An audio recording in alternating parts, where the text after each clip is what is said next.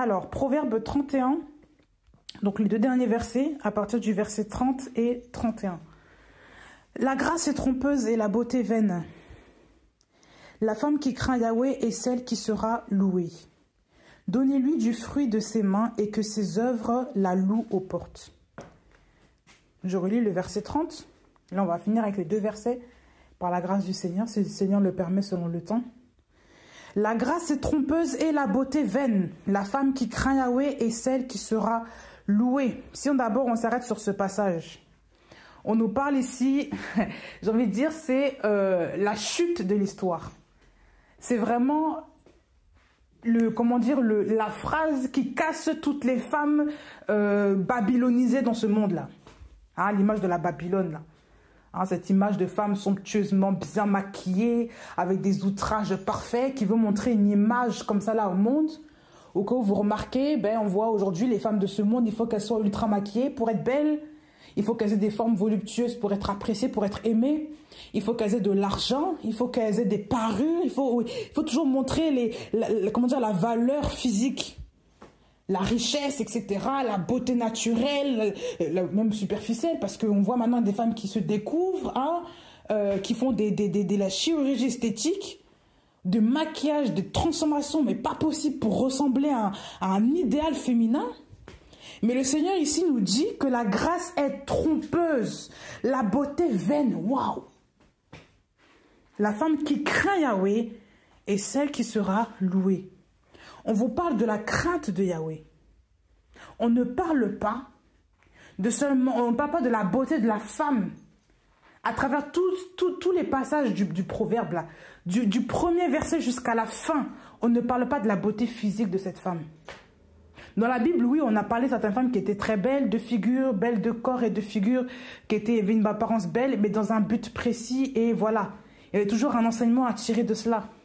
Mais c'est pour vous enseigner ici que le Seigneur ne s'arrête pas sur la beauté d'une femme pour dire qu'une femme est du Seigneur ou pas. Donc toutes celles qui prêchent dans les assemblées, qui vous montrent toujours des tenues extravagantes, qui ont toujours des perruques hors de prix, des maquillages je ne sais comment, pour montrer, ou même des tenues vestimentaires très chics, pour montrer que le Seigneur nous a bénis, soi-disant, à travers l'argent. Voilà pourquoi on s'habille comme ça devant les frères et sœurs. Ça n'est pas un signe que cette femme-là craint le Seigneur. Ça n'est même pas un signe que cette femme-là est une enfant du Seigneur. Ça n'est même pas un signe d'une richesse spirituelle. Il faut pas tomber dans ce piège-là, les sœurs. On est toutes tombées dedans au moins une fois dans notre vie. Gloire à Dieu si vous ne connaissez pas ces complexes-là. Mais beaucoup de femmes sont, je dirais quasiment toutes, on est toutes passées par ce complexe-là que l'autre est mieux que moi parce qu'elle a ça. L'autre est mieux que moi parce que, je sais pas, elle a ça. Dieu l'a bénie, c'est pour ça qu'elle a beaucoup d'argent. Qui vous a dit que la bénédiction, c'est le signe que Dieu marche avec vous? Comment dire que la richesse, est le signe que Dieu marche avec vous? La richesse selon ce monde, ça ne signifie rien. Et au contraire, on voit des femmes aujourd'hui dans ce monde qui sont très riches, mais regardez leur vie, regardez même leur tenue pour commencer. Quand une femme devient très riche, beaucoup d'argent, souvent on le voit par cette tenue qu'elle est très riche, elle se dénude. Beaucoup de femmes se dénudent. Ou alors elles se montent à outrance, beaucoup de maquillage, beaucoup d'artifices. Babylone est derrière. Cette image-là de femme qui attire tout le monde, qui est parée d'or, de pierres précieuses sur elle. C'est l'image de Babylone. On veut toujours montrer la gloire de ce monde. Or, le prince de ce siècle-là, le roi de ce siècle, c'est Satan. Satan donne la richesse de ce monde à ses enfants. Les richesses astronomiques que vous voyez, quand vous voyez qu'une personne est très riche, vous pensez que Dieu va accorder la richesse alors qu'on sait que celui qui, ceux qui s'adonnent à être riches là, ils tombent dans un piège. On va le reprendre simplement ici, regardez. 1 Timothée 6, ou 2 Timothée 6, je vais regarder même dans 1 Timothée 6, il me semble.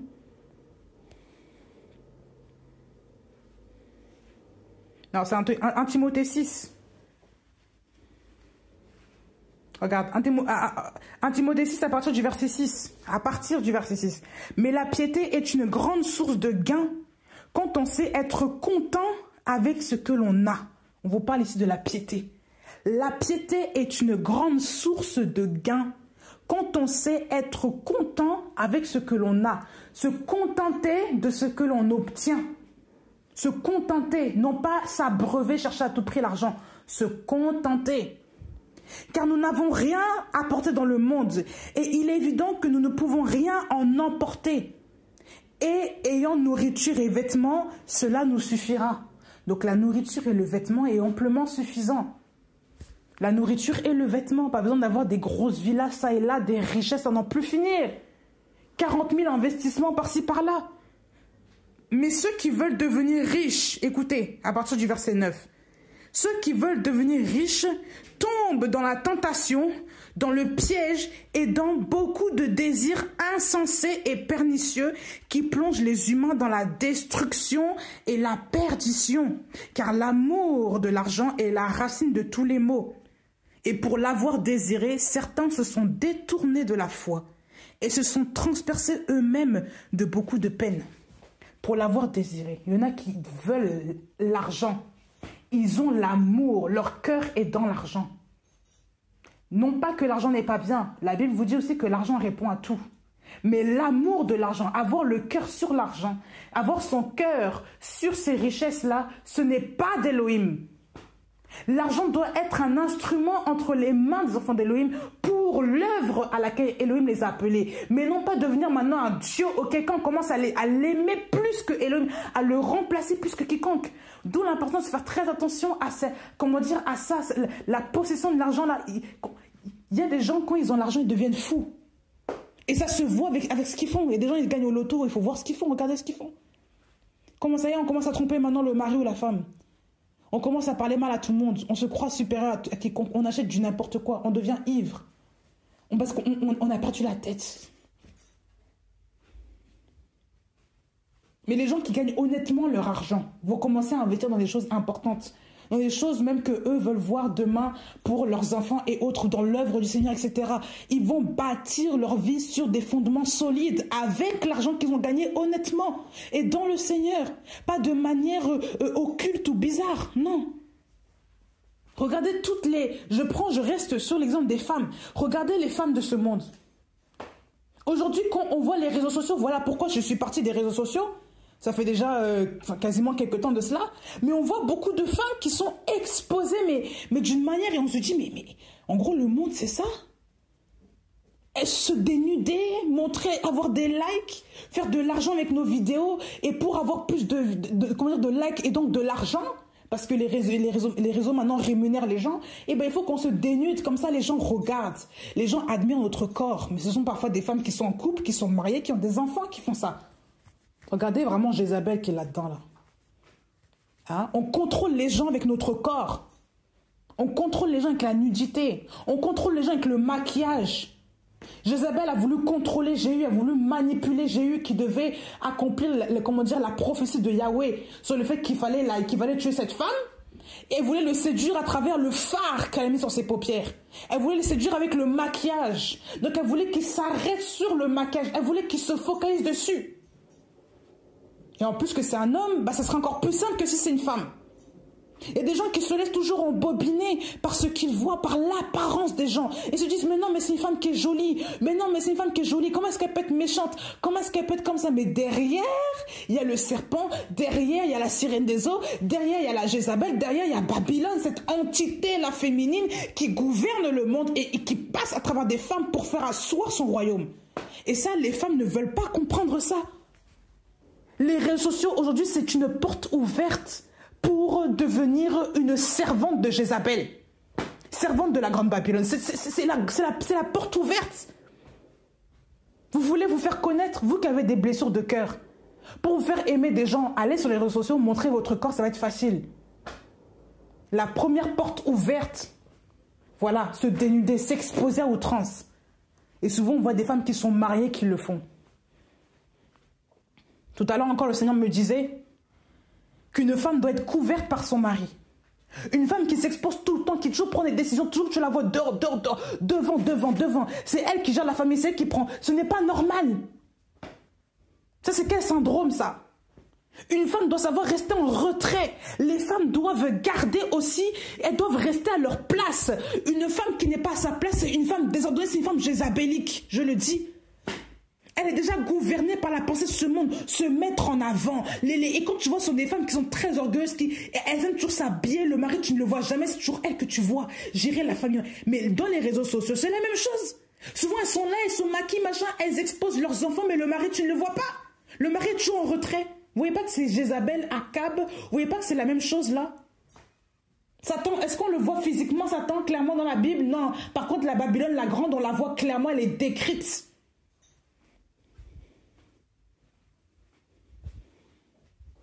Et Satan fait exprès. Vous voyez pas comment dire que les choses sont inversées? Vous voyez pas que les choses sont complètement inversées? On vous expose clairement la fausse femme, la Babylone la grande. On vous expose ce modèle féminin. On vous dit il faut la regarder, fixer les yeux sur elle, observez-la. Et toutes celles qui sont dans le monde qui ne connaissent pas Yoshua Mashiach la suivent. Voilà pourquoi on voit de plus en plus de femmes qui se découvrent, qui se dénudent, qui se maquillent au trans, qui s'habillent avec des vêtements serrés, légers, en pacaille, qui se maquillent plus pour les réseaux sociaux que pour leur propre mari. Elles s'habillent même pour que les gens les regardent, que leur mari ne les regarde. Ça veut dire qu'on peut deviner déjà... Honnêtement, c'est comme si vous les voyez nus. C'est de la prostitution physique, visuelle ça. C'est du n'importe quoi. C'est de la prostitution visuelle, je le dis. Ce sont des prostituées. Et vous voyez leurs images. Même moi, une femme, quand je tombe sur une image d'une femme qui montre ses seins, ses décolletés, de manière machin, ça me dérange. Je me dis, mais quelle horreur, Seigneur Jésus. J'ai obligé de détourner le regard. Imaginez donc les hommes qui sont mariés, qui veulent rester pieux devant les Yahweh. Imaginez déjà la persécution. C'est compliqué.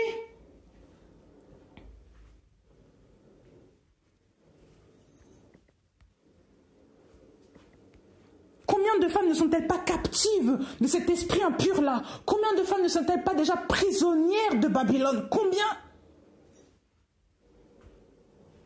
Pour ceux qui ne connaissent pas Babylone, on va le prendre. Apocalypse 17.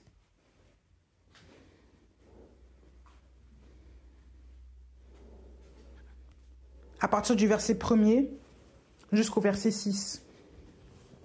Et l'un des 7 anges qui ont les 7 coupes vint, et il m'adressa la parole en disant, « Viens, je te montrerai le jugement de la grande prostituée, qui est assise sur les grandes eaux, avec laquelle les rois de la terre se sont prostitués. Et ceux qui habitent sur la terre ont été enivrés de sa relation sexuelle illicite. Et il me transporta dans un désert en esprit. Et je vis une femme assise sur une bête couleur d'écarlate, pleine de noms de blasphème, ayant 7 têtes et 10 cornes. Et la femme était vêtue de pourpre et d'écarlate et parée d'or, de pierres précieuses et de perles, ayant dans sa main une coupe d'or pleine d'abominations et des impuretés de sa relation sexuelle illicite. Et sur son front, un nom écrit mystère. Babel la grande, la mère des prostituées et des abominations de la terre. Je vis cette femme ivre du sang des saints et du sang des témoins de Yehoshua. Et en la voyant, je fus étonné d'une grande admiration.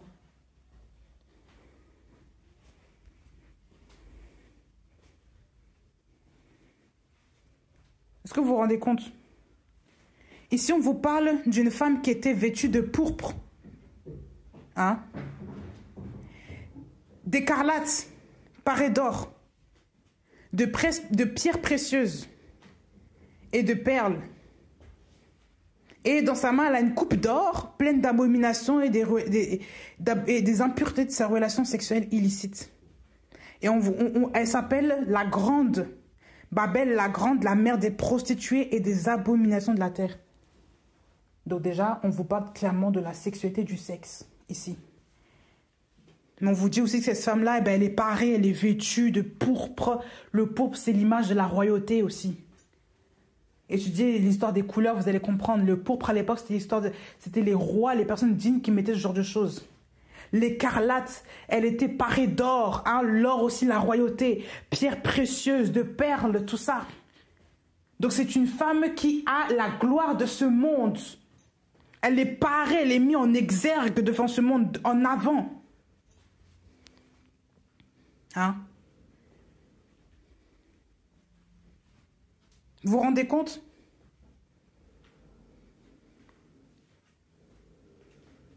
Et on vous montre ensuite la définition de... On vous explique ensuite qu'est-ce que c'est que toutes ces choses. Mais il faut comprendre. En raison de quoi, verset 7, en raison de quoi es-tu dans l'admiration? L'ange, c'est l'ange qui dit ça. Je te dirai, moi, le mystère de la femme et de la bête qui la porte, qui a les 7 têtes et les 10 cornes. La bête que tu as vue était et elle n'est plus. Elle est sur le point de monter de l'abîme et aller à la destruction. Donc la bête sur laquelle la femme est assise. Et ceux qui habitent la terre, ceux dont les noms n'ont pas été écrits dans le livre de vie depuis la fondation du monde, donc qui ne connaissent pas Yoshua et donc ils n'ont pas le Saint-Esprit, ils ne connaissent pas la parole, seront dans l'admiration en voyant la bête parce qu'elle était et qu'elle n'est plus bien qu'elle soit. Donc ces gens-là vont être dans l'admiration, ça veut dire qu'ils vont être dans l'admiration, c'est aussi fascinés. Ils vont être charmés, aussi ensorcelés, hypnotisés par ce qu'ils vont voir. Ils vont être hypnotisés par la bête. Ils vont être hypnotisés par tout ce qu'elle va manifester. Ici, au verset 9, l'intelligence qui a de la sagesse. Les 7 têtes sont 7 montagnes sur lesquelles la femme est assise. Et elles sont 7 rois. Les 5 sont tombés, l'un est et l'autre n'est pas encore venu. Et quand il sera venu, il faut qu'il demeure pour un peu de temps. Et la bête qui était et qui n'est plus est elle-même un 8e. Elle est aussi du nombre des 7 et s'en va à la destruction. Ici, on vous parle des royaumes sur lesquels la femme est assise, sur lesquels la femme domine. Donc cette entité qui s'appelle Babel, comment dire, elle contrôle plusieurs royaumes de cette terre, plusieurs royaumes, plusieurs civilisations qui sont très puissantes et qui vont influencer le monde. Elle est à la tête, elle est assise sur la bête, on vous dit. Ceux-ci ont un même avis et ils donneront leur puissance avec l'autorité et leur autorité à la bête. Ceux-ci combattront contre l'agneau et l'agneau remportera la victoire sur eux parce qu'il est le Seigneur des seigneurs et le roi des rois, ainsi que ceux qui sont avec lui, appelés et élus et fidèles. Et il me dit, les eaux que tu as vues où la prostituée est assise sont des peuples et des foules, des nations et des langues. Et au verset 18, il est écrit, et la femme que tu as vue, c'est la grande ville qui a le pouvoir royal sur les rois de la terre. Donc on vous explique que la femme, la prostituée, elle est assise sur des eaux. Et ces eaux-là sont des peuples, des foules, des nations, des langues. Donc cette femme est assise, ça veut dire qu'elle a une position de stabilité. Elle est stable, c'est comme si elle a un trône. Elle est assise sur quoi? Sur des peuples. Donc il y a des peuples qui font allégeance à Babel, qui sont influencés par cette femme, par des foules, par des nations, des langues. Donc même les langues sont influencées par Babel. La femme que tu as vue, verset 18, c'est la grande ville qui a le pouvoir royal sur les rois de la terre. Donc cette grande ville-là, Babel, qui a le pouvoir royal sur les rois de la terre, c'est une entité qui domine. C'est un système de pensée et qui influence tous les rois de la terre, tous les royaumes. Et on vous dit, dans les premiers versets, que ces rois-là, les rois de la terre, se sont prostitués avec elle. Ils ont été enivrés du vin de sa relation sexuelle illicite. Donc il y a une dimension qui est bien sûr spirituelle là-dedans. Et quand vous voyez, il y a toujours l'intervention des femmes. Toujours, il y a toujours une histoire avec la femme dedans, tout le temps. Souvent même, l'égérie de certaines nations, ce sont des femmes. Pourquoi ils mettent toujours des femmes comme ça? Regardez les femmes de président, des femmes, toujours là. Souvent, les présidents qui sont là derrière sont gérés derrière des femmes. Contrôlés toujours par des femmes. Mais oui, souvent on ne veut pas le voir, mais c'est la vérité, ils sont toujours gérés par des femmes.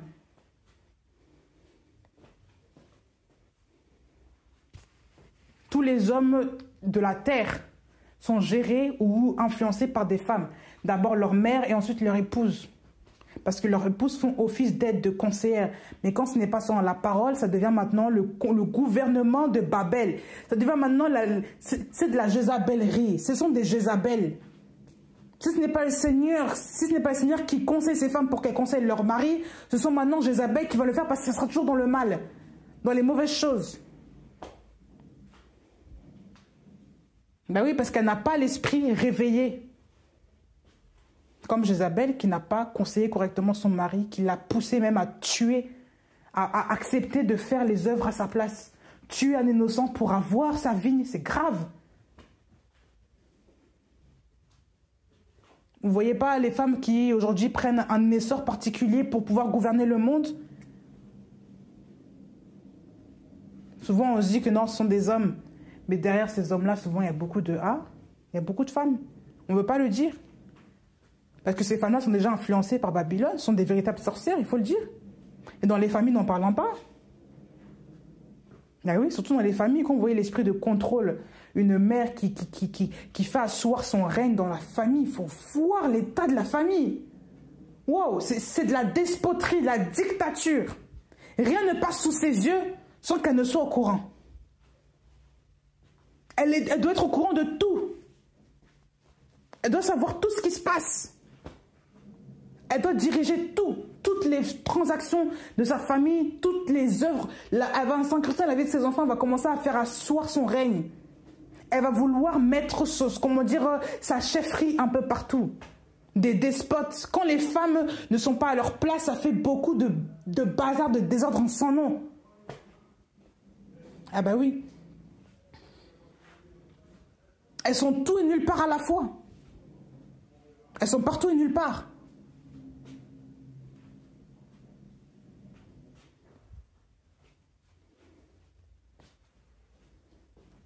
Et pourquoi est-ce que cet esprit-là passe par la femme? Parce que la femme a un attrait pour séduire naturellement, la séduction. Et elle se cache derrière quoi? L'image de la douceur, l'image de la beauté. Vous voyez, quand vous voyez une belle chose, vous n'avez pas envie de détruire cette chose parce que c'est joli. Hein? Quand on voit un beau bébé, on ne veut pas rejeter cet enfant-là parce qu'il est beau. Il est mignon, hein? On a envie de le caresser, de lui faire des câlins parce qu'il est beau. Mais si c'est un enfant qui est déformé, il y a des femmes parfois qui... on ne veut pas l'enfant, on veut pas... Mais l'enfant, quand il est beau, il est tout propre, tout mignon, voilà. Quand tu reçois un cadeau qui est tellement beau, qui est tellement... En fait, tu veux le garder, mais un cadeau qui ne te plaît pas, tu vas vouloir le jeter?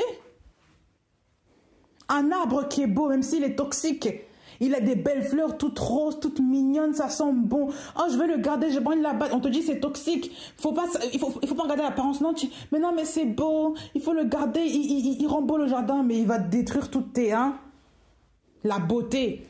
Ça freine beaucoup de gens. Jézabel a fait la même chose. Elle s'est parée de phare. Elle a mis son visage, elle l'a mis en valeur d'une manière diabolique pour séduire le prophète. Elle voulait le faire tomber dans la corruption, dans l'ivresse. Les femmes qui se maquillent beaucoup, il faut voir souvent quel est leur intérêt derrière. Parce que pour moi, une femme qui se maquille beaucoup à outrance, pour moi, je trouve qu'il y a un problème. Il y a des femmes qui ne sont pas du tout réglées.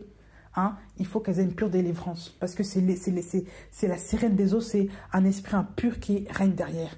Il y a beaucoup de femmes qui ont des problèmes avec ça. Et je ne le dis pas pour vous casser. Je le dis pour vous aider. Il n'y a que Jésus-Christ, Yehoshua Mashiach, qui va vous aider à sortir de là. Parce que c'est une influence qui est très démoniaque, qui est diabolique. Dans votre foyer, vous allez attirer la sirène des eaux. Vous allez combattre votre propre mariage vous-même avec ce genre de porte ouverte. Voilà pourquoi quand on vient au Seigneur, on doit se faire décaper de toutes ces choses qui appartiennent au monde. Le Seigneur nous enseigne petit à petit, mais il y a des choses qui doivent être radicales. On ne peut pas toujours garder les vestiges du monde et rentrer en Canaan et se dire que je vais prendre aussi le maquillage de l'Égypte pour venir en Canaan. Non, ça ce sont des cultes aux faux dieux, ça. Il y a des maquillages qui ne sont pas à mettre, ce sont des adorations aux esprits impurs. Même quand vous mettez ces maquillages-là, c'est comme si des femmes qui sont toutes puissantes parce que se sont maquillées, c'est comme si qu'elles peuvent séduire tout le monde. Il y a une puissance derrière ces choses-là que vous mettez sur vos visages. Ce n'est pas n'importe quoi. Et parfois, il faut se débarrasser de 95% même du maquillage. 98% pour certaines. Parce que c'est du n'importe quoi. Mais oui, je vous assure. Il y a des femmes, quand elles se maquillent, c'est là qu'elles ont l'assurance, c'est là qu'elles se sentent bien, c'est là maintenant comment dire, c'est comme si elles ont un pouvoir pour commencer à vouloir séduire tout le monde. Elles se sentent bien dans leur peau, c'est même ce qu'elles disent. Je me sens bien dans ma peau quand je me maquille. Tu vois pas qu'il y a un problème? C'est comme si on te dit, tu te sens bien dans ta peau, quand tu mets un voile sur ton visage, on ne voit pas tes yeux. Mais ton visage naturel, tu ne te sens pas bien. Il y a un problème d'identité là. Vous êtes esclave, vous n'êtes pas libre. Il faut se libérer de ces chaînes, de ce joug-là. Il y a des personnes, tant qu'elles n'ont pas des vêtements de marque, si elles n'ont pas des vêtements de référence par rapport à la mode actuelle, elles ne sont pas bien. Mais il y a un problème, vous êtes esclave. Donc même si tu achètes ta robe à Leclerc, là, tu peux être contente aussi. C'est quoi le problème? Mais non, parce que c'est Leclerc. Parce que Leclerc, c'est pas un truc connu, c'est un truc je sais pas, de nourriture. Et alors? Mais non, tout le monde veut mettre la marque. On doit mettre la marque pour montrer qu'on est quelqu'un. C'est là qu'on se sent bien. C'est là qu'on se sent à notre place. C'est là qu'on se sent accepté des autres. Mais devant Elohim, ce n'est pas par ça que Elohim te qualifie. Et si tu mets ta confiance dedans, là, tu es déjà perdu. Donc, tu ne fixes pas tes yeux sur Jésus-Christ. Tu fixes tes yeux sur la Babylone qui montre toujours ses richesses extérieures. Tu n'as rien compris. Les chrétiens qui font ça n'ont rien compris. On ne s'habille pas pour montrer qu'on appartient à quelqu'un, qu'on est quelqu'un. On s'habille déjà pour Elohim. Ensuite, si vous êtes marié, vous habillez pour votre conjoint, pour vous-même, etc. Mais on ne s'habille pas pour que les hommes nous voient. Ça, c'est une honte. J'ai parlé à quelqu'un récemment. Je lui ai parlé de la parole et cette personne-là n'a pas reçu l'enseignement. J'ai tenté d'échanger avec cette personne-là n'a pas reçu malheureusement. Et cette personne-là me parlait que de la Bible, des versets qui sont balancés souvent en désordre, de la confusion, mais pas possible. Et quand cette personne-là s'en allait même pour aller au travail, je voyais la tenue de cette personne, je dis donc la personne avant était correcte, maintenant tu t'es changé pour t'habiller avec des vêtements serrés, machin. Je voyais déjà, je me dis regarde la confusion. Les gens parlent de Jésus-Christ, de la Bible, et on est là, on s'habille comme de véritables Jézabel, des prostituées. Hein, et un mari à la maison, mais le mari ne peut rien dire parce que le mari n'est pas à sa place. Il y a beaucoup de honte. J'étais vraiment déçue. Je me suis dit, non. Quelqu'un qui se dit chrétien doit appliquer la parole. La Bible dit que les femmes doivent s'habiller décemment. Ça, c'est quelle décence, ça? Quand on est une femme, jeune fille, je pense que je ferai un autre enseignement dessus pour ne pas s'éterniser dessus, mais il faut quand même qu'on en parle. On ne peut pas s'habiller avec des choses qui servent notre corps au point où ça révèle notre forme, nos formes. J'entends bien les seins. Je commençais par là, les seins. Vous savez que vous avez une forte poitrine. Ou alors des seins qu'on voit facilement. Hein, des seins par rapport à vos auréoles, vos mamelons, on les voit facilement. Il y a des choses, il faut se couvrir par rapport à ça. Si vous savez que vous avez une femme, vous avez une corpulence particulière par rapport à votre poitrine, vous devez cacher ça. Non pas pour les écraser qu'on ne voit rien, c'est pas ça, mais vous ne devez pas absolument enrober la forme de vos seins. Ça, ce n'est pas normal aussi. Donc il y a des t-shirts qui sont faits pour. C'est pareil pour les femmes enceintes. Tu es enceinte, on n'a pas à voir ton corps, tu n'as pas à montrer ton ventre serré avec ta poitrine qui... Non, il faut se couvrir. Enceinte ou pas, oui. Certes, parfois c'est compliqué, mais il faut le faire. Ou tu prends les vêtements de ton mari s'il est un peu plus fort que toi. Voilà. Mais il faut demander au Saint-Esprit aussi de vous aider comment vous habiller décemment. Et correctement, pas comme des sacs ou je ne sais quoi, je sais pas, des femmes qui sortent de nulle part, correctement, élégamment, proprement. La décence, c'est pas forcément du n'importe quoi, c'est pas la négligence, non. La décence, c'est le respect avant toute chose. Quand on parle de la décence aussi au niveau de votre ventre, de votre taille naturelle. Il y a des femmes qui sont fortes, mais vous mettez toujours des trucs serrés. Ça dérange. Ce n'est pas normal. Comment pouvez-vous vous rabaisser comme ça? Il y a des femmes, elles mettent toujours des t-shirts serrés, tu vois leur corps, on voit leur ventre qui sort, alors que tu sais que tu es une femme qui est forte, mais non, ça ne dérange pas. Non, mais écoutez 2 minutes là. Ou alors on voit leurs aisselles, hein. On montre naturellement les aisselles, on lève les bras, on voit toutes les aisselles. Jusqu'à même, parfois ça descend même en dessous de comment dire, les aisselles. Parce qu'on met des robes subjectives, on dit c'est la mode, c'est tout à fait normal. Mais qui veut voir tes aisselles? Vous trouvez ça logique là? Ça c'est chez toi, tu peux faire ça, c'est pas dehors. Et encore chez toi, devant tes enfants, devant si tu es une femme, tu as des fils là, fais attention à ça. Ce n'est pas un caractère à adopter. Ben oui. Même devant tes filles, il faut aussi montrer l'exemple, comment se comporter aussi. Donc à un moment donné, je pense qu'il y a des vêtements qu'on ne peut même pas acheter. Parce que ça appartient au monde. Et des choses qu'on ne peut pas mettre. C'est le monde. Il faut dire la vérité. Eh ben oui. Il y a des vêtements là qui ne sont pas toujours, ils ne sont pas bibliques du tout. Mettez-les à la poubelle. Il faut se débarrasser des robes séduisantes, des robes collantes, moulantes, même si c'est à la maison, si tu es seul avec ton mari, bon. Mais si tu as des enfants, tout ça qui t'observent, tu ne peux pas mettre ça devant tes enfants. C'est une honte. C'est quel enseignement ça? Il y a des mères pires, elles se dénudent carrément devant leurs enfants. Mini-short, mini-jupe, décolleté profond devant tes propres fils. Mais c'est quel enseignement ça? Comment voulez-vous que vos enfants soient convertis? Comment voulez-vous qu'ils marchent dans la crainte du Seigneur si vous-même déjà vous les exposez à des bêtises, des salades sans nom? C'est normal comment dire, qu'on a des enfants même parfois qui se corrompent comme ça. C'est normal. Qui vont commencer maintenant à draguer des femmes, ils vont sortir avec des femmes qui sont bizarres, ou des femmes qui vont, enfin des filles qui vont commencer à s'habiller de manière, ben c'est tout à fait normal. On voit le prototype, on voit la maison commencer. C'est tout à fait normal. Les derrières des femmes, c'est la même chose. La physionomie d'une femme là. Vous savez que vous avez des derrières parfois qui sont plus prononcés que d'autres personnes. Il faut les cacher. Quand on a le Saint-Esprit c'est lui qui vous a créé, il va vous enseigner comment vous habiller. Comment se dit que vous allez dire que oui, je prends pas de vêtements. Mais attends, le Seigneur qui t'a créé, lui, il sait, voilà, il sait lui-même ce qu'il faut pour toi. Hein? Et si même ton mari t'embrouille, il veut que tu sois comme ça, que tu montes tes formes dehors, tu dis que non, je ne suis pas une prostituée. Parce que ce sont les prostituées qui font ça. Qu'ils attirent les hommes à travers leurs formes. Ça c'est un appel déjà à la sexualité. Vous comprenez pas? C'est un appel au sexe, à la sexualité. Ce sont des femmes qui aiment piéger les autres dehors, qui s'habillent comme ça. On ne s'habille pas comme ça à provoquer les gens à travers nos formes. Ce n'est pas biblique, ce n'est pas un enseignement qui est biblique. Personne ne doit faire ça. Quand tu es chrétien, tu ne dois pas faire ça. C'est une honte. Comment est-ce que tu peux te dénuder comme ça? En plus, tu es une mère. Et tu montes tes formes comme ça. Même les cuisses, c'est pareil. Les cuisses, là, c'est l'intimité.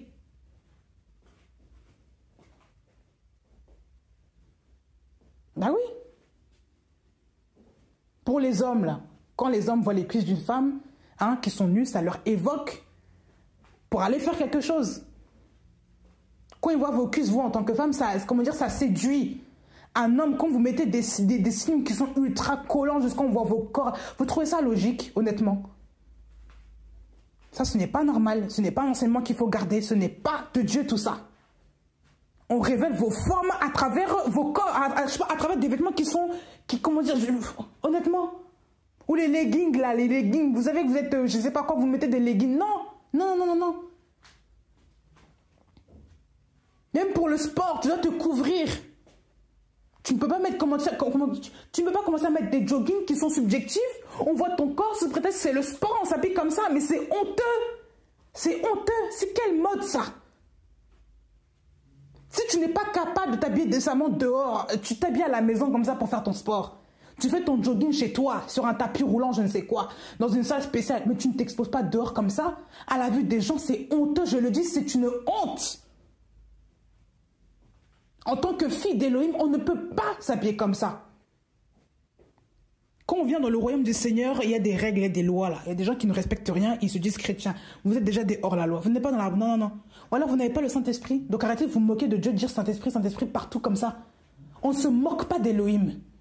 On ne se moque pas de sa parole. Le Seigneur a été clair concernant l'habit des femmes. Pourquoi ne voulez-vous pas suivre ce genre de choses? Parce que vous êtes déjà corrompus. En fait, vous avez les yeux fixés sur Babylone. Voilà pourquoi on voit des maquillages aux trans, des perruques bizarres, voilà. Des habits qui serrent. On se prend, mais on voit même des vieilles femmes qui se prennent maintenant pour des jeunes filles, s'habiller quand même avec une je sais pas quoi. Mais honnêtement, où va le monde? Maintenant des femmes qui sont âgées, qui vont être des plus jeunes. Tu es une femme, même si tu es veuve, comment peux-tu aller avec un homme qui a moins de 30 ans que toi? Honnêtement, si on veut parler selon la parole, vous trouvez ça logique? Et si c'est pour fanfaronner avec ce monsieur-là, vous trouvez ça logique? Regardez-moi ça, là. La saleté spirituelle. C'est ça l'abomination qu'on parle ici, la prostituée, là. Hein? Dans sa coupe d'or, là. Abomination, impureté de ses relations sexuelles illicites. Abomination. Dans les abominations, il y a aussi l'homosexualité, tous ces genres de choses-là. Homosexualité, perversion, hein? L'inceste, la pédophilie, tout ça sont des abominations.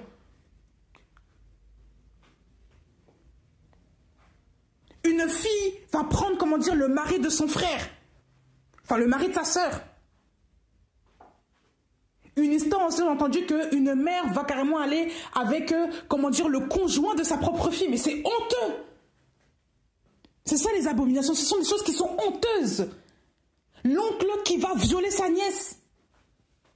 Des pédophiles dans la famille. Des gens qui abusent des autres.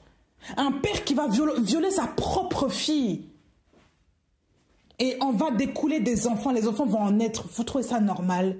Et une mère qui dit rien à côté. Qui ferme sa bouche à côté. Oh! Et ça va à l'église.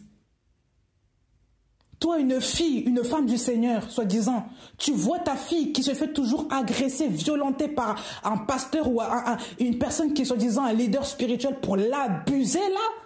Tu ne dis rien, tu laisses comme ta fille aller chez ce monsieur parce que soi-disant c'est un homme de Dieu, mais cette fille-là se fait violer tout le temps. Et toi, tu le sais, tu la laisses quand même y aller. Honnêtement, vous trouvez ça normal? Pourquoi? Parce qu'on a déjà fait allégeance déjà à la Babylone. On ne voit rien, c'est pour ça.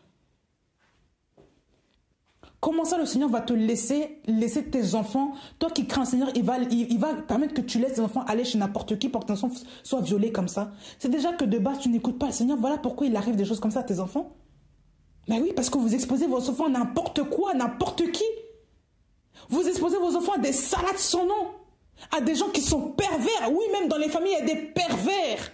Mais on ne veut pas le découvrir parce que c'est la famille. Beaucoup de gens se taisent parce qu'il ne faut pas faire honte à l'oncle là-bas. Parce que l'oncle a une figure dans la famille. Mais non, il faut parler. Des tantes qui viennent, qui abusent de leurs neveux, qui leur disent de faire des choses atroces, horribles, et ça, personne n'en parle. Parce que c'est la tante, c'est la sœur de temps, il ne faut pas détruire une relation familiale. Il ne faut pas parler, quoi. Regardez ces abominations. C'est Babel. Ça, c'est le mélange, ça. Vous ne comprenez pas déjà que vous êtes déjà sous la coupe de Babel pour beaucoup d'entre vous. Vous voyez là, vous ne dites rien. Mais si vous ne dites rien, comment dire, vous êtes partisan de ce que vous voyez. Vous savez que c'est mal, vous ne dites rien. Ça veut dire que vous-même déjà, vous péchez là-dedans. Vous ne dénoncez pas ces choses-là. Comment pouvez-vous voir des choses qui ne sont pas bien, des choses qui sont impies de la part des chrétiens, vous ne dénoncez même pas. Il faut dénoncer ces œuvres-là. Les œuvres des ténèbres, il faut dénoncer ce qu'il y a de honteux.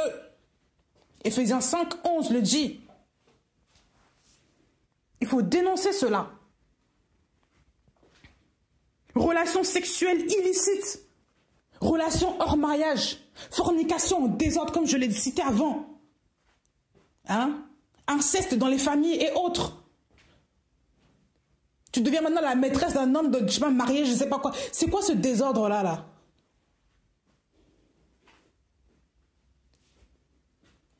Une femme même qui va coucher avec 2 hommes alors qu'elle est mariée, elle va coucher encore avec 2 hommes dehors. Attends, c'est quoi ça?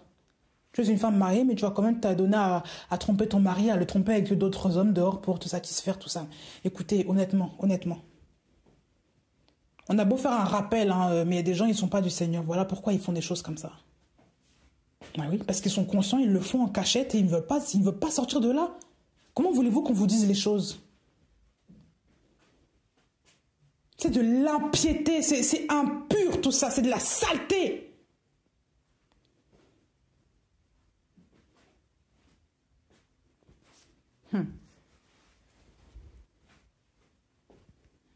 Éphésiens 5, 11. Ne participez pas aux œuvres stériles de la ténèbre, mais plutôt condamnez-les en effet, car il est honteux de dire les choses qu'ils font en secret. Ça, je parle par exemple de tout ce qui est pédophilie, les mariages forcés et autres, l'excision même des jeunes filles. ces abominations qui se passent dans le monde, le fait de castrer des enfants, je ne sais même pas comment là, ça ce sont des abominations qui se passent en secret, personne ne doit les révéler parce que soi-disant c'est la famille. Il faut exposer ces choses-là, quitte à ce que même ces personnes-là aillent en jugement devant les hommes, il faut le faire. Et je vous le dis, il y a des personnes qui abusent de votre gentillesse, qui abusent de votre sympathie, ils abusent de vous. Vous ne voyez rien, vous êtes là contrôlés, manipulés. Mais après vous êtes détruits. Ces gens-là doivent passer même parfois en jugement devant les tribunaux de ce monde. Parce qu'il y a des faits qui sont graves. L'inceste, c'est condamnable par la loi. Le viol est condamnable, c'est un crime devant la loi. Ça c'est selon la loi, hein. C'est pas moi qui le dis, ça c'est selon la loi. La loi de ce monde, c'est un crime. En tout cas, ici en France, le viol est condamné. Le viol, c'est comme un meurtre. Le fait de exciser les jeunes femmes, l'excision des jeunes filles, c'est la même chose. Ce sont des pratiques qui sont condamnées par la loi. Dans d'autres pays, ne le voient pas. Dans ce pays-ci, il y a des lois. Et dans le royaume de Dieu aussi, il y a des lois. Et selon le monde, il y a aussi des lois. Et votre conscience aussi a la loi du Seigneur normalement dans votre tête. Dans la conscience de tous les hommes. Tu ne tueras pas. Ça, c'est tous les hommes savent que ce n'est pas bon de tuer. Donc, il y a aussi une loi morale, une loi mentale que tout homme sait. Comment ça, tu peux tuer ton frère, ta soeur, tu trouves ça normal? Tu es déjà possédé par le diable, tu n'as rien compris là? Ben oui. Et les hommes font ça fièrement, naturellement. C'est ça, ce n'est pas normal. Non, ce n'est pas normal, je préfère le dire. L'excision des jeunes filles, c'est un crime. C'est un viol pour moi. Comment est-ce que tu peux manipuler une enfant? Tu peux, arracher de son corps un bout de peau que le Seigneur a créé exprès pour son épanouissement personnel, pour son épanouissement, concernant la sexualité qu'elle aura peut-être avec son mari. Et même par rapport, à ses grossesses, c'est utile. Par rapport à plein de choses. Comment pouvez-vous faire ça? Même le fait d'écraser les seins des jeunes filles, là, pour ne pas caser la poitrine, comment pouvez-vous faire des choses pareilles? Parce que c'est votre enfant, vous faites des choses comme ça. Beaucoup d'Africains font ça. Mariage forcé, c'est la même chose. Et vous êtes là, vous forcez votre fille à aller avec un homme qu'elle n'aime même pas. Un homme, il a quel âge? On ne sait pas. 70 ans, 60, 80 parfois. Il la dégoûte. Il a déjà... Honnêtement, 80 ans, 80. La fille elle n'a même pas 20 ans. Vous la mariez de force avec un vieux parce qu'il l'a violée. Et vous trouvez ça logique? Pour ne pas se dire qu'elle est la honte. Quand on a notre homme, elle est déjà déviergée. Mais ça, c'est un mariage que Dieu honore, ça. Et vous la condamnez à être avec un vieux de 80 ans qui peut être son arrière-grand-père. On trouve ça logique? Quelle honte, quelle honte! Et beaucoup voient ça dans leur famille, ne disent rien. Si vous ne condamnez pas ces œuvres-là, vous participez aussi. Vous êtes complice de ça. C'est comme si vous savez que quelqu'un a tué quelqu'un d'autre, vous savez très bien où est le corps. Quand la police se cherche là, vous ne dites rien. Vous faites comme si de rien n'était. Vous êtes aussi complice, vous cachez ces choses-là. Vous voyez le mal, vous ne parlez pas. Donc vous êtes aussi condamnable? Ben oui. Vous êtes complice de ce meurtre-là. Parce que vous savez, vous ne parlez pas, vous ne dénoncez même pas les faits. C'est la même chose. Oui, moi ça ne me regarde pas, je ne veux pas de problème. Non, tu es un lâche, dis-le clairement. Tu es lâche, dis-le. Tu es un lâche.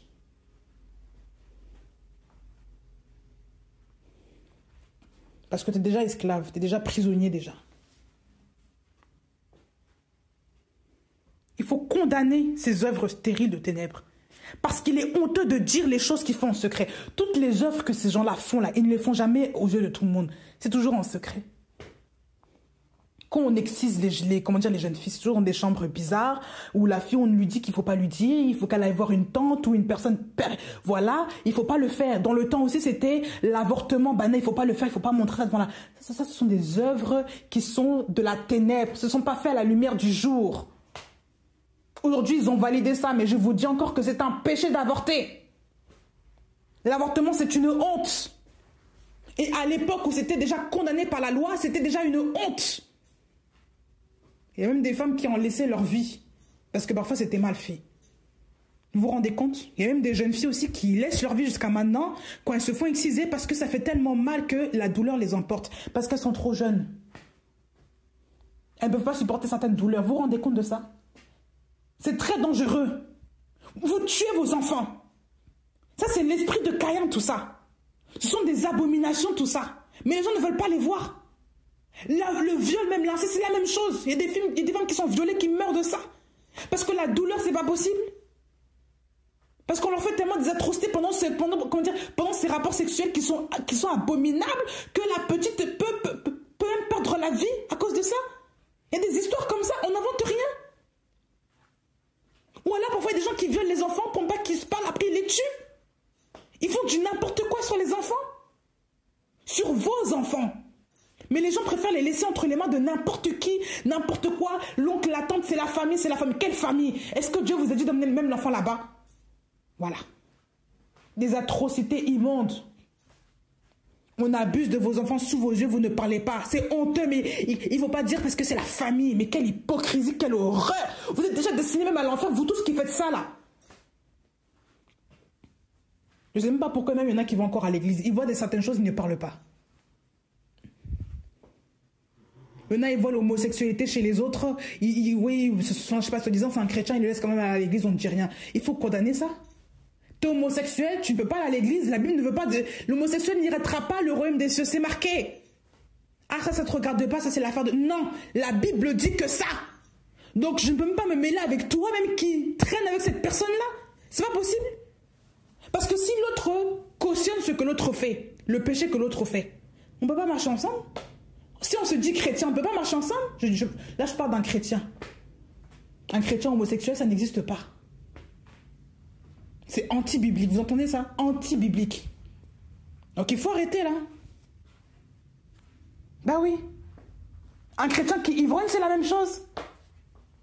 Comment est-ce qu'on peut valoriser ce genre de choses-là? Comment? Il y a beaucoup de gens qui font le bazar, je préfère le dire. Beaucoup de gens sont dans le désordre. Beaucoup de gens. Regardez encore. 1 Corinthiens 5, verset 9. Je vous ai écrit dans la lettre, ça c'est Paul qui parle, je vous ai écrit dans la lettre de ne pas vous mêler avec les fornicateurs, mais non pas d'une manière absolue avec les fornicateurs de ce monde, donc ceux qui n'ont pas Christ, ou avec les cupides, ou les ravisseurs, ou les idolâtres, autrement vous devez donc sortir du monde. Là on vous parle des pécheurs du monde, d'une manière absolue, hein. Ça veut dire que même si tu as le choix, mais parce que tu les côtoies, ça et là. Que ce soit au travail, à l'école, dans les entreprises, tu les côtoies. Dehors, tu les côtoies. Donc, tu es obligé de commencer parfois à parler avec eux. On n'a pas dit qu'il faut s'associer avec eux pour faire des projets personnels, mais tu es obligé de les côtoyer, ces gens-là. Mais maintenant, ce que je vous ai écrit, verset 11, c'est de ne pas vous mêler avec quelqu'un qui se nomme frère.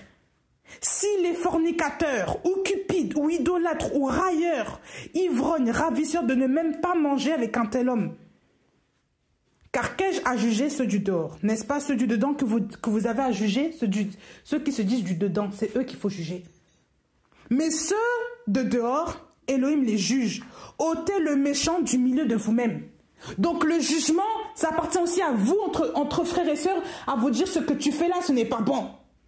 Condamner les œuvres stériles des ténèbres. Il faut parler de ça. Une personne qui se nomme frère. Ça, c'est 1 Corinthiens 5, à partir du verset 9 jusqu'au verset 13. Donc, on ne peut pas se mêler avec des gens qui se disent, même des femmes, qui se disent, je sais pas quoi, sœur en Christ, tu t'habilles comme une prostituée, tu n'es pas une sœur. On te parle plusieurs fois, tu n'écoutes pas, tu viens toujours pour séduire les frères là. Ça c'est pas normal.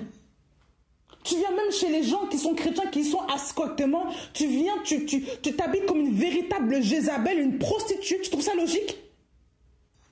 Descends dehors là, comme ça, là, qui balance dans tous les sens. Des perruques à n'en plus finir, des maquillages à outrance, la cupidité, l'argent aussi. Des gens qui ne savent pas se détacher de l'argent. Ils ne jurent que par l'argent. Ils ne savent pas donner aux autres parce qu'ils aiment trop l'argent. Quand tu les écoutes, là, c'est l'argent. Leurs pensées sont rivées sur l'argent. Des cupides comme ça, vous marchez avec ces gens-là, vous allez finir par être attrapés dans le même filet. Moi, il y avait une personne il y a longtemps, hein, qui était venue chez moi, une pseudo-sœur en Christ. Je dirais entre guillemets aujourd'hui parce que pour moi, aujourd'hui, je ne suis pas convaincue de... Hein. Mais à l'époque, elle venait, elle se disait, bon, j'étais jeune, c'était comme une grande sœur dans la foi, tout ça, qui venait à la maison, dans l'appartement, tout ça. Elle venait dans mon chez moi, dans une ville. Quand j'étais étudiante encore, j'étais nouvelle convertie. Et elle mettait toujours les chaînes sur les choses sur le luxe, tout ça, le luxe. Et moi, je me disais, elle me disait, tu vois, les habits, machin. Elle était même partie m'acheter quelque chose, me donner un parfum qui sont très, très bons, hein. Une huile, non, c'était un lait parfumé qui sentait très bon, d'une valeur, mais ça coûte cher, hein. Pour une simple crème, ça coûtait cher.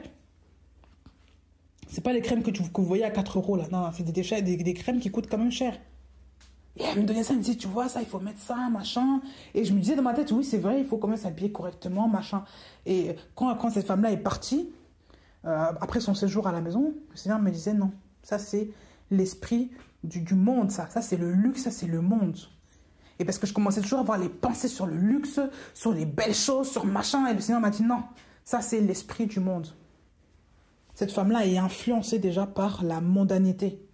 Et quand tu vois, oui, cette femme-là, son train de vie, c'était que les grandes choses, les parfums, les machins, les vêtements de marque, les vêtements de machin, il n'y avait que ça. Même quand elle venait souvent à la maison, il fallait toujours qu'il y ait un vêtement de marque ou acheter des choses de marque. Si elle ne s'habille pas avec la marque, elle ne peut pas s'habiller. C'est comme ça, elle ne peut pas s'habiller. Elle ne peut pas mettre une chose. Parce que non, il faut que la marque, les parfums de marque, les sacs de marque, les choses de marque, le maquillage de marque. Tout était comme ça. Tout l'environnement, c'était ça. Bien que la personne habite dans un appartement simple. Mais la vie, le train de vie, les affaires, c'était que de la marque. Et moi, je croyais que c'était normal de vivre comme ça. Je me disais, ça c'est la sœur qui est comme ça. Bon, moi, c'est très bien, hein, et c'est quelque chose de valeur. Mais non, les bijoux, pareil, tout n'est que de la marque. Vous allez me dire, oui, quand on a l'argent, on fait comment? Oui, mais ceux qui aiment l'argent et qui dépensent dans ces fioritures-là, il y a un problème déjà. Ton cœur est déjà pris. Parce que quand vous regardez même derrière le luxe, il y a beaucoup de sacrifices humains. Ces gens-là qui mettent les choses à des prix exorbitants, ils ont fait beaucoup de choses dans le monde des ténèbres pour avoir cette gloire-là humaine. Il ne faut pas mettre sa confiance dedans. Je ne dis pas qu'il ne faut pas avoir des vêtements qui sont classe parfois, hein, selon ce que le Seigneur vous conduit. Ce n'est pas un péché, on n'a pas parlé de ça clairement, mais il faut éviter quand même les parures extravagantes. Dieu n'aime pas tout ça. Enfin, l'extravagance, ça c'est clair, c'est net ça. Hein? Bah oui, mais non, mais il y a des femmes qui vont dire non, on fait ce qu'on veut, on s'habille comme on veut. Oui, mais c'est biblique. Ça, c'est pas moi qui l'enseigne. Hein. Voilà. C'est ce qui est écrit dans la parole. Hein. Parce qu'il y a beaucoup de femmes qui ne veulent pas aussi se sanctifier. Et elles veulent toujours mettre la faute sur je ne sais quoi. Non. 1 Timothée 2, verset 9. De même aussi, 1 Timothée 2, verset 9. De même aussi que les femmes dans un vêtement modeste, avec égard pour les autres et au ton contrôle, se parent non de tresses et d'or ou de perles ou d'habits très coûteux. Voilà. Mais au moyen de bonnes œuvres. Ce qui convient à des femmes qui font profession de révérence envers la bonté d'Élohim. Ici, on vous parle d'une femme qui quoi? Les femmes dans un vêtement modeste. La modestie.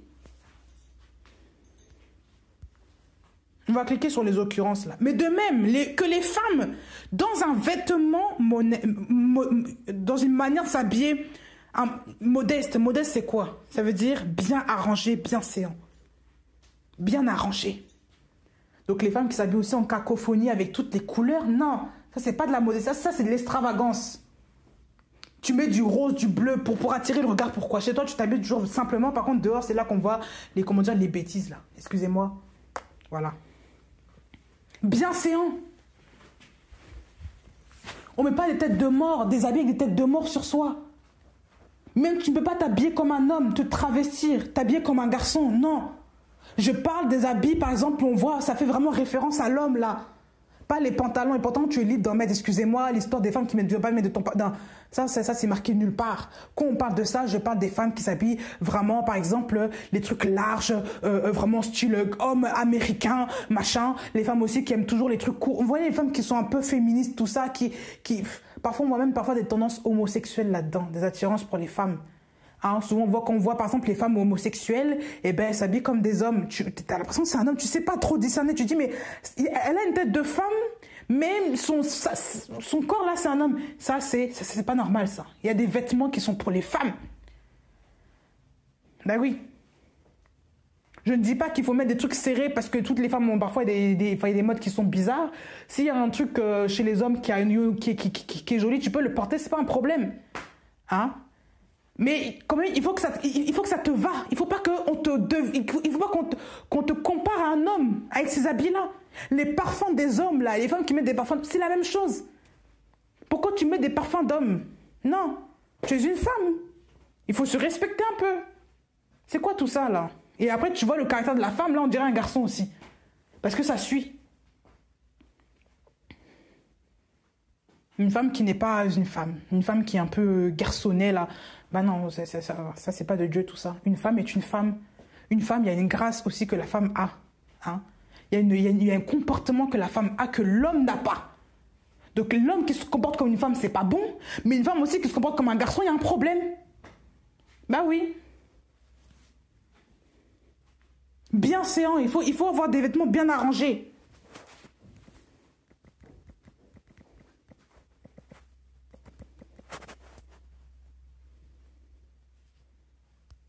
La bienséance, c'est quoi? C'est ce qui est convenance, ça veut dire convenance, courtoisie, décence, discrétion, honnêteté, politesse, pudeur, savoir-vivre. On vous parle de la pudeur, là, dans les synonymes de la bienséance, là, quelque chose de bienséance, quelque chose qui est pudique, où on voit c'est décent, c'est correct, c'est honnête, ça respecte les autres. C'est pas quelque chose qui frappe, qui dérange les gens. Mais oui.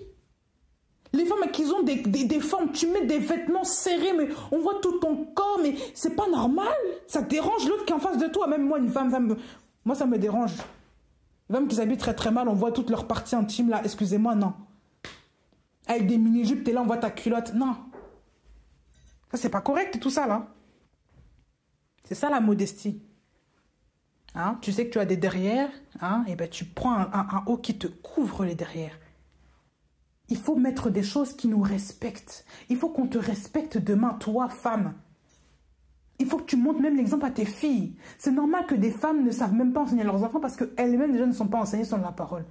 Elles ne connaissent même pas ces versets phares là. Ces versets importants sur la parole. On ne connaît pas. Mais oui. Regardez.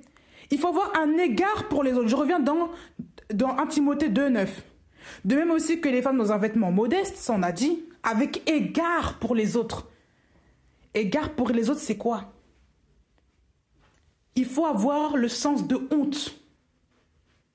Égard pour les autres, ça veut dire sens de honte, d'honneur, de modestie, de timidité, de révérence, de respect. Donc il faut respecter les autres quand tu t'habilles.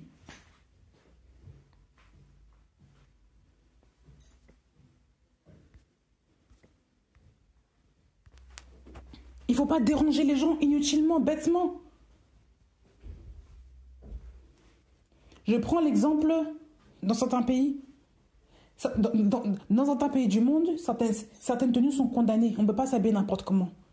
On peut arrêter la femme et on peut la ramener en prison parce que son vêtement dérange. Même quand elle ne se couvre pas la tête. Mais ça, on ne parlera pas de ça parce que ça, Dieu ne dit pas qu'il faut se couvrir ou ne pas se couvrir la tête. Le voile, tout ça. Mais dans certains pays, ben, c'est intransigeant. Il ne faut pas s'habiller n'importe comment parce que tu peux aller... Les policiers peuvent te prendre, ils peuvent t'emmener en garde à vue, tout ça. Ça peut aller loin. Parce que tu n'es pas bien... En fait, tu n'es pas éduqué selon la culture du pays. Mais dans nos pays, soi-disant occidentaux civilisés selon Babylone, là, hein. J'entends bien selon Babylone, là. Parce que des gens qui disent que oui, les cultures anciennes sont comme ça c'est l'ancien temps. Non, non, non. Les cultures d'aujourd'hui qu'on voit dans les pays occidentaux, pays développés à l'extrême, on voit des bêtises devant nos yeux. On voit des choses qui ne sont pas normales. Des gens qui se découvrent, On voit des gens qui peuvent être nus en manifestant, des gens nus à la plage. Tu veux emmener ton fils à la plage jouer? Non, tu vois une maman ou une grand-mère avec des seins dehors. Parce que c'est une plage aussi où les nudistes peuvent être là. Donc ça veut dire qu'on expose les enfants là-dedans. Voilà. Des gens qui se mettent tout nus, qui marchent dehors nus comme ça ne dérange pas. Avec des mini-shorts, des caleçons, on voit leur corps. Mais non, mais ça c'est normal. Voilà Babylone. L'exposition aussi du corps, la prostitution visuelle, c'est ça. On expose la nudité normale, il n'y a pas de souci. Jeans serrés à outrance, les leggings bizarres, les vêtements qui arrivent en haut, comment dire, les petits hauts là au-dessus les trucs qui te serrent, on dirait je sais pas quoi, une sauterelle ou une grenouille là, voilà. Même les hommes qui mettent des slims, les hommes qui s'habillent comme des femmes maintenant. La démarche féminine maintenant, alors qu'un homme a une carrure, mais non, on veut quand même s'habiller comme une femme, on veut même se travestir en faisant des comédies, en se maquillant comme des femmes. Vous voyez pas déjà qu'il y a un problème là? Regardez cette génération. Autrefois, il y avait, comment dire, il y a quoi, 40 ans de cela, c'était une honte. Un homme homosexuel, il était lapidé même. On voulait même plus le voir dans la famille. Aujourd'hui, c'est normal. On accepte, il faut accepter. Et voilà, les hommes peuvent changer de voix, se travestir. Il n'y a pas de problème. Non, il n'y a rien. Voilà le dérèglement aujourd'hui dans les pays occidentaux, soi-disant. Ils vont accuser maintenant les autres d'être arriérés, de ne pas être avancés, de ne pas...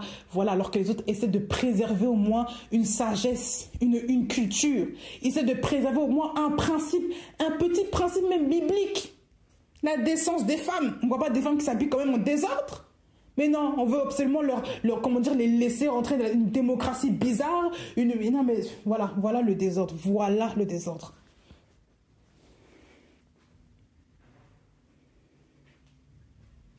Donc, quand on parle d'avoir égard pour les autres, c'est faire attention aussi aux autres.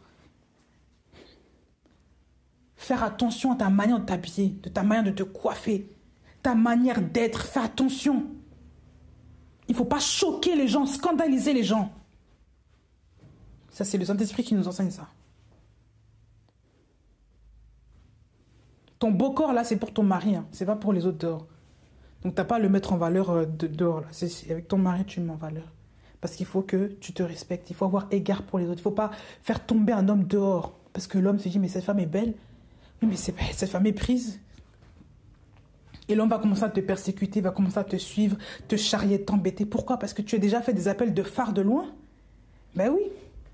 Mais qu'est-ce que j'ai fait? Mais tu t'habilles mal. Et il y a même des femmes qui se glorifient de ça. Hein. Elles se font draguer, elles trouvent ça normal. Ce sont des mères, des femmes mariées qui se glorifient d'être draguées dehors. Quelle honte. Quelle insulte, je dirais même. Ben oui. Parce qu'un homme, il sait reconnaître souvent des femmes mariées. Les hommes ne vont pas draguer n'importe qui comme ça en désordre.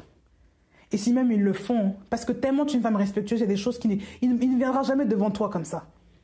Il passera par une autre manière, une manière beaucoup plus cordiale, mais de là à venir t'embêter jour et nuit comme ça, c'est pas normal ça.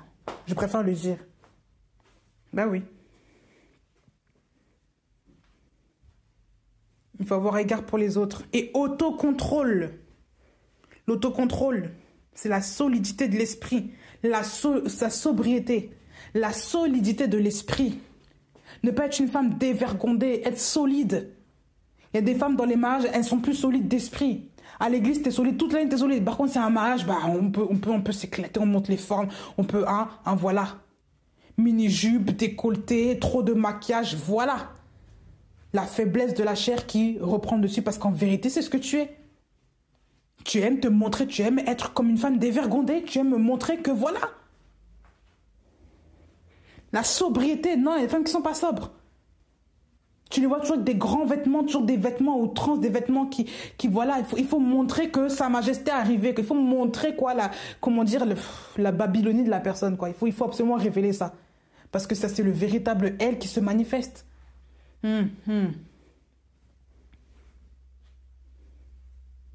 Elle se pare non de tresses et d'or, ou de perles, ou d'habits précieux. Quand on parle de ça, on parlait des femmes qui qui aimait toujours se montrer, se parer des choses dans un but d'aguicher les gens, de se montrer. On vous parle d'or, de perles, d'habits très coûteux, de tresses, tout ça à l'époque. Hein, chez les Corinthiens, eh ben, les femmes mettaient des tresses pour attirer le regard parce que c'est des choses forcément qui étaient volumineuses, qui étaient dans le but de montrer aussi un prestige. Donc ça, ce sont des femmes qui font ça exprès pour montrer aussi leur appartenance à un groupe, pour afficher une apparence hein, devant les gens, pour montrer qu'elles sont quelqu'un. Alors que les femmes simples ne le faisaient pas. C'est dans ce sens-là qu'on parle de tresses. Voilà, parce qu'à l'époque, les femmes du peuple commun, sans doute, ne faisaient pas de tresses comme ça. Tout simplement. On ne dit pas qu'il ne faut pas faire de tresses, attention. Il faut rester dans le contexte de Corinthe, à l'époque. Or, de l'or, les perles, les habits très coûteux. Voilà, ça c'est la même chose. L'or. Les perles, tout ça. Ça vous rappelle personne, là? Apocalypse 17, là, Babylone la Grande. Elle est parée d'or, de perles, de pierres précieuses, tout ça. Et bien, les habits très coûteux, là, et ben, c'est la même chose. Une femme ne peut pas s'arranger comme ça, elle ne peut pas s'habiller comme ça. Tu ne peux pas t'habiller dans le but de séduire les gens dehors. Dans le but de toujours te montrer aux gens que tu es quelqu'un, que tu es tape à l'œil. Ça, c'est pas logique, ça, c'est pas normal, il faut lui dire. Il faut rester sobre, la sobriété. Dans ce passage-là, on parle surtout d'une femme qui est discrète et qui fait quoi? Et qui, au moyen des bonnes œuvres, ce qui convient à des femmes qui font profession hein, ou révérence envers la bonté d'Élohim. Il faut se parer au moyen des bonnes œuvres. Ça veut dire que la première parure que la femme doit avoir, c'est les bonnes œuvres. Voilà, ce qui convient à des femmes qui font profession de révérence envers la bonté d'Élohim. Il faut qu'une femme se pare d'abord des bonnes œuvres. Ça veut dire quoi? Ça veut dire que dans la vie de tous les jours, on ne doit pas te voir à travers tes artifices, ta manière de vivre de manière extravagante, ton habit extérieur. On doit voir ce que tu fais au quotidien, les bonnes œuvres. Tes bonnes œuvres, c'est quoi? C'est pas forcément aller dans le monde entier prêcher la parole. C'est pas forcément ça. C'est pas ça forcément. Les bonnes œuvres, c'est au quotidien. Qu'est-ce que le Seigneur t'appelle à faire? Il t'appelle à travailler dans une association pour aider les gens. Fais-le. Il t'appelle à donner à manger aux plus démunis dehors. Fais-le. À aider les plus démunis dehors. Fais-le. Il t'appelle même à t'occuper des tiens chez toi là. Les enseignants de la parole. Fais-le. Il t'appelle à faire les choses dans le cadre, dans ton couple, de ton mari, de l'aider. Vous avez un projet, vous faites les choses. Mais c'est ça les bonnes œuvres d'abord. Parce que tu es dans la volonté d'Élohim. Ce n'est pas forcément courir ça et là, montrer qu'on est prophétesse, qu'on est dirigé par l'esprit. C'est pas ça. Il faut arrêter. Il y a des gens qui aiment trop vivre bizarrement comme ça. Je ne sais pas pourquoi ils sont comme ça. Ça, c'est pas une vie logique. Le Seigneur, oui, peut t'appeler pour dire ça et là. Mais d'abord, le premier ministère d'une femme, c'est dans sa famille. Elle a quand même des enfants, non? Si tu as des enfants, et bah occupe tes enfants d'abord. Donc tu vas laisser tes enfants pour aller faire l'œuvre là-bas, là, dehors, là. Qui va s'occuper d'eux? Tu vois pas déjà qu'il y a un problème? Nous, on a vécu ça quand on était petits. Hein. Oui, bah, tout le temps, un parent qui part faire la mission là-bas. Et puis nous, on est là avec une personne qu'on ne connaît pas, avec une personne qui vient s'occuper de nous, une autre femme. Voilà. Rien de mal dans tout ça, mais quand on voit ça, on se dit, c'est pas normal. Toi, tu pars en maison, tes enfants restent à la maison. Tu as un bébé même qui est à la maison, tu laisses ton bébé entre les mains d'une femme que tu ne connais pas. Il y a un problème quand même. C'est là qu'on voit même qu'il y a des femmes qui sont à côté de la plaque. Elles n'ont rien compris. Elles n'ont jamais connu ce que c'est que l'éducation d'une famille. Le premier ministère, c'est dans sa famille d'abord, là. Il faut arrêter ce genre de choses. Et même si tu dois faire une œuvre par rapport à un appel spécifique, là, mais ce n'est pas en permanence. Parce que Dieu sait que tu as des enfants qui sont encore à la maison. Il faut arrêter. Il y a des choses, je ne sais pas pourquoi les femmes, honnêtement, même les veuves dans la Bible, on dit qu'une veuve qui est vraiment veuve, là, on doit voir ses œuvres. Elle doit s'occuper de ses enfants, de sa famille, des siens. Elle doit enseigner aux jeunes filles comment se comporter. Il y a quand même un comportement, même par rapport aux veuves. Et là, les femmes de tous les jours qui ont des enfants qui ne sont même pas parties de la maison, elles sont là dehors, elles sont là, elles se pavanent par-ci, par-là. Mais honnêtement, où est l'enseignement, où est l'éducation ici du Saint-Esprit? Elles ne sont même pas éduquées sur la parole, mais elles veulent absolument éduquer le monde entier. Vous voyez pas déjà qu'il y a un problème? Ton enfant ne sait même pas qui est le Saint-Esprit. Il ne connaît même pas les bases de la parole. Il n'est même pas correct envers les autres. Mais tu veux absolument enseigner tout le monde dehors là-bas alors que ta propre famille a un problème. C'est là qu'on voit que les gens sont dispersés. L'esprit ne les dirige pas dans toute la vérité. On vous dit que l'Esprit Saint là, est conduit dans la vérité, dans toute la vérité. Ces femmes-là, l'Esprit Saint ne les conduit pas. Parce que ce n'est pas l'Esprit Saint, c'est l'esprit d'égarement. Elles sont déjà égarées, elles sont par-ci, par-là, elles ne sont pas à leur place. Voilà Jézabel, voilà l'esprit là, d'influence là de Babylone. Elles sont partout mais nulle part ailleurs. Des femmes qui préfèrent être sur les réseaux, comment dire, se montrer, et leurs enfants qui pleurent à côté sont avec des nounous là. Vous trouvez ça logique aussi? Mais elles font des likes sur les vues, elles se bavanent toute la journée, elles passent des heures devant les caméras. Mais je me suis dit, mais c'est ça, c'est une mère, où est l'enfant là? Un enfant de 1 an n'est pas encore à l'école. Alors, où est l'enfant? Toi qui passes déjà devant la télé, où est l'enfant? Avec la nounou, la crèche. La crèche? La crèche, 1 an, la crèche. Tu n'arrives pas donc à supporter un enfant, même 1 an de sa vie? Tu l'emmènes déjà à la crèche à 1 an. 1 an, 1 an. Une femme, c'est quelqu'un qui ne travaille pas 1 an, tu emmènes ton enfant à la crèche. Honnêtement, honnêtement. Mais il faut l'amener à la crèche pour que l'enfant, et voilà, mais honnêtement, regardez l'imbécilité des gens, regardez l'abrutissement des gens aujourd'hui. Honnêtement, je suis désolée de le dire. Observons-nous. Il y a des femmes qui ne sont pas du tout à leur place. C'est une cacophonie pas possible, et c'est ce que Babylone veut. Elle veut que les femmes se montrent à l'externe.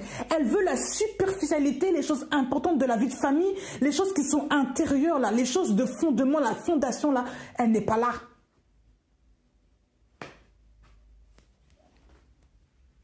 C'est quand même terrible. Hein.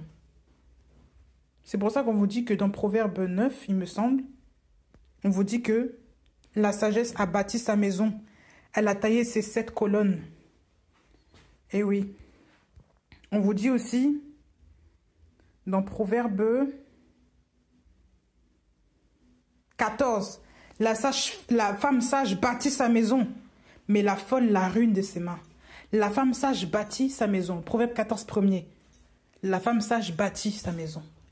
Quand on bâtit une maison, est-ce qu'on la bâtit à l'extérieur? Est-ce qu'on la bâtit d'abord? Est-ce que c'est les finitions, comment dire, bâtir une maison? Non, bâtir, c'est déjà la profondeur, ce sont les fondations. Bâtir sa maison, c'est ça. Ça veut dire que la femme doit déjà rester dans l'intérieur de sa maison. Elle doit diriger sa maison. Et ça, on l'avait vu dans les proverbes. À partir des proverbes, je ne sais plus combien, la proverbe 31, verset 27. Elle surveille la marche de sa maison et elle ne mange pas le pain de la paresse. C'est une femme qui surveille la marche de sa maison. Elle surveille sa maison. Comment est-ce que sa maison fonctionne? Elle bâtit sa maison. La femme sage bâtit. Elle est à l'intérieur de sa maison, elle s'occupe de son foyer, des affaires de son foyer. Mais la femme qui est insensée la ruine. Elle détruit sa maison.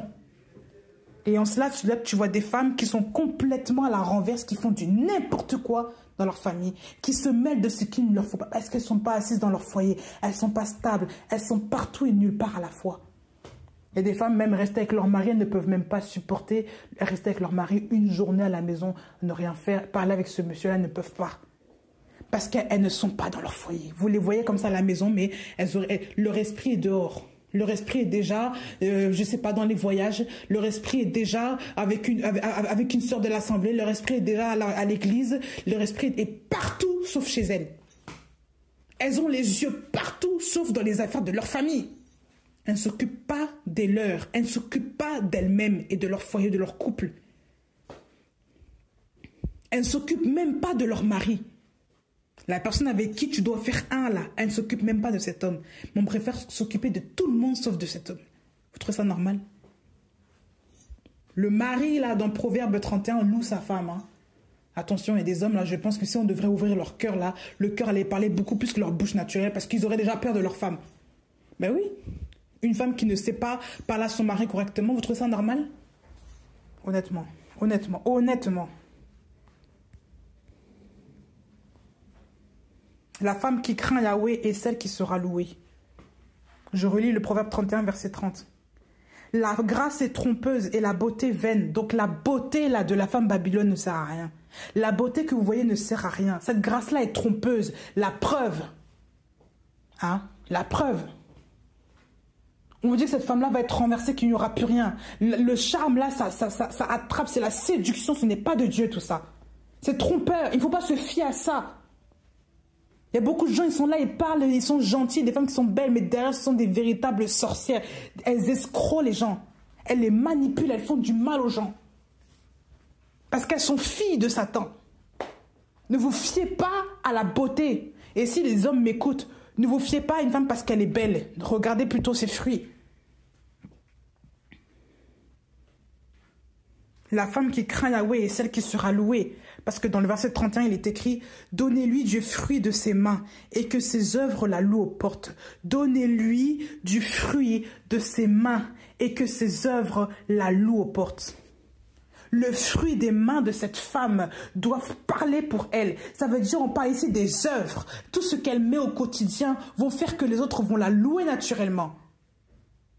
Ses œuvres vont la louer aux portes, ses propres œuvres. Les œuvres de cette femme vertueuse-là. Le fait de s'occuper de sa famille, le fait de s'occuper de ses affaires, le fait d'être investi dans son foyer, de faire l'œuvre de Yahweh à travers même le fait de bâtir sa maison, c'est ça ce que Dieu veut d'abord pour une femme. Le ministère d'abord d'une femme, c'est dans sa famille, c'est pas toujours dehors là. Il faut arrêter de se conformer à ces histoires-là, ce siècle présent qui veut que toutes les femmes font toujours les choses pour les autres dehors. Vous n'êtes pas des prostituées. Cette femme-là, Babylone, là, Jézab, ce sont des prostituées qui sont toujours là en train d'affairer dehors, en train d'aguicher les gens pour les attraper. C'est de la séduction. C'est la sirène des autres qui est derrière. Vous comprenez pas? Vous êtes contrôlé, vous êtes manipulé par cet esprit-là, par cette entité-là.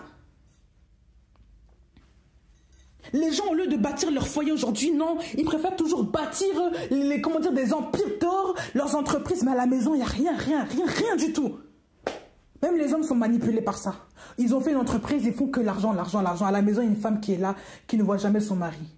Et après, ils s'étonnent que cette femme-là part avec le jardinier qui prend plus soin d'elle, parce qu'elle voit plus le jardinier que son propre mari. C'est normal. Je ne dis pas que c'est normal de la tromper. Mais si elle tombe amoureuse, cet homme-là, si elle n'est pas convertie, honnêtement, on va lui reprocher quoi? C'est vous-même qui ouvrez la porte aussi à ça.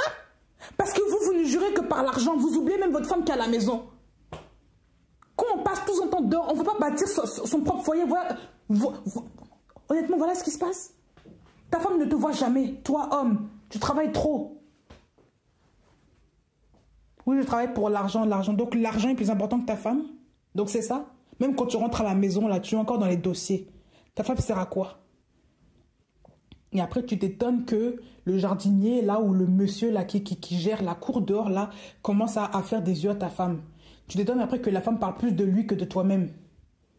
On s'étonne après qu'il y ait des problèmes comme ça dans les familles. Les gens du monde n'ont pas de fondement solide, ils ne connaissent pas Yoshua. Donc c'est normal qu'ils soient embarqués par tout vent de tempête. Donc s'il y a l'adultère qui vient à cause de ça, là, on ne pourra même pas reprocher cette femme-là. Même si l'adultère est condamnable, mais il faut voir déjà pourquoi ça a commencé dans le cas de cette femme-là. Ben oui. Inversement, même chose. Hein. Pour les femmes, c'est la même chose aussi. C'est pas que pour les hommes, les femmes aussi. Ton mari ne te voit jamais, tu es toujours dehors. Lui, il voit toujours des collègues de travail qui sont gentils avec lui, qui s'occupent de lui, parce qu'il a un travail de je ne sais quoi, il est toujours proximité. Toi, il ne te voit jamais. Tu es là, tu rentres à la maison seulement, tu penses qu'au travail, tu penses que le monsieur va rester comme ça de marbre, là. Vous trouvez ça normal, là? Ben, voilà. Parce qu'il n'y a pas de fondement. Les fondements sont renversés. Il n'y a pas de fondement, il n'y a pas de solidité, rien.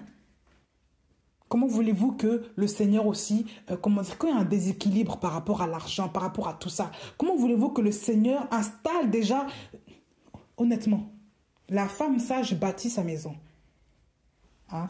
Mais la folle la ruine de ses mains. Il y a des femmes qui ruinent leur propre foyer à cause des mauvaises actions qu'elles font parce qu'elles ne sont pas dans la vérité de la parole. Elles ne suivent pas l'exemple de la parole. L'enseignement de la femme vertueuse dans les Proverbes 31, c'est très riche. À partir du verset 10, il faut tout relire. C'est très riche, il faut tout relire. Il faut demander au Seigneur de vous enseigner encore plus. De vous donner encore plus les mystères de sa parole, qui vous enseigne, qui vous abreuve de sa parole, qui vous plonge dans ses écritures pour que vous compreniez encore mieux le sens des mots. Parce que moi, en tant que personne, je suis limitée. Mais le Saint-Esprit, lui, qui a la connaissance parfaite, va vous révéler encore plus de choses. Donc, il faut aller le voir, il faut lui demander, Seigneur, révèle-moi encore, c'est quoi le mystère dans ce passage-là que tu écris, dans ta parole. Si nous sommes enfants d'Élohim, il nous a été donné de comprendre le mystère des royaumes des cieux. N'oubliez pas cela. Dans Matthieu 13, vous avez la réponse. Dans les paraboles, souvent que vous voyez, Dieu nous a donné déjà le mystère de comprendre ce qui se passe dans le royaume des cieux. C'est secret là. Parce que nous sommes d'Élohim. Et il nous a donné déjà la révélation de ces écritures. Donc on ne peut pas rester comme ça de marbre, on ne comprend rien. Mais à ceux qui ne sont pas d'Élohim, ils ne comprennent pas les mystères du royaume des cieux. Parce qu'ils n'ont pas la révélation. Ils n'ont pas l'esprit de la révélation. Ils n'ont pas l'esprit qui est clair. L'esprit qui nous apporte la lumière, la Yahushua lui-même. Donc faites attention à qui vous écoutez et observez, méditez la parole. D'accord? Bon, l'enseignement sur la femme vertueuse est terminé. Hein? Donc ces deux versets-là, là. La grâce est trompeuse, la beauté est vaine. La femme qui craint Yahweh. Il faut craindre Yahweh. Hein? Et celle qui sera louée. Et j'insiste encore, la crainte de Yahweh, c'est la haine du mal. La crainte de Yahweh, ce n'est pas aller à l'église et pleurer en désordre là. Et commencer à chanter des chants. La crainte de Yahweh, c'est la haine du mal.